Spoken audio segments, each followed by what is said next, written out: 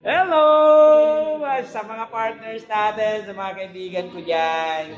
Andito na po ako ngayon sa Ascendra at grabe, alam niyo, bagong-bago po ako dito. First time ko nakapunta. Na-amaze talaga ako dun sa office, sobrang galing. Alam niyo ba kung bakit na ako nag-join po sa Ascendra? Dahil po dun kay Mentor Joseph Lim. Kasi matagal na niya akong follower, pero sabi ko, di talaga ako sa kanya makasabay. Pero nung nalaman ko nagtayo siya ng company, talaga sabi ko, di ko pinalagpas, no? Kumbaga, ang good news po kasi napabilong ako dito sa team na kung saan talaga grabe mga Gen Z na napakagagaling at sila yung nagme-mentor sa akin ngayon, no? Kumbaga, nag-empty cup ako ngayon at willing po ako sa kanilang sumunod dahil sila ay mga resultado na. Wow. Okay, good news. At dito po ngayon, si Super M. Hello po. At, yes po. Yes. Yeah, hello po, Sir Bernard. Maraming salamat po. So, ngayon, ako po si Mario Emerson Lazatin, isa po akong former OFW at isang registered nurse.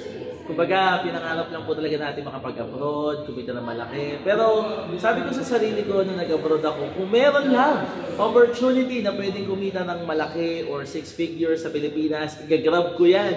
And yun po, napakaswerte po dahil nakita natin ang ganitong klaseng opportunities. Kaya lang po, Ascendra International. Kagaya nga po ng sinabi ni Sir Bernard, dahil po si classmate or si Joseph Lim talagang napakagaling na financial literacy coach sa online. Kaya, alam mo yun, binigay ko talaga yung buong tiwala ko. Kaya, nag-give up natin yung career natin as a nurse and full-time, ginagawa na natin si Ascendra International. And the best part here is, na sabi nila, ganito, ganyan, na hindi yan totoo or what, ako din mismo, kagaya mo, hindi din naniniwala dati sa ganitong klaseng industriya. Pero nung nakita ko at nalaman ko talaga na tumutulong, kaya talaga magpa-uwi ng mga OFW papunta sa Pilipinas, alam mo yun, magawa at kumita ng maganda, nangyayari talaga siya. Kaya so grateful ako. Kaya kung ikaw, napapanood mo tong video na to, kung matagal ka na rin, nagtatrabaho kagaya ko for 10 years, I've been working for so long. Yes. Nung nakita ko yung opportunity, talagang green-up ko na. Kasi yes. ang tagal ko na nag-iisip, Sir Bernard. Nag-iisip yes, na kumita ng malaki. Pero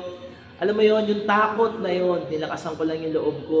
Sabi ko, ano ba yung meron sa takot? Sa other side ng takot ko, baka meron maging maganda. And grateful ako kasi yun, nagagawa natin. And napakaswerte nyo po din dahil makakasama ni Sir Bernard na very much willing na tumulong sa inyo at matuto po. Kaya mag-take action ka. Yes, thank you po. Thank you.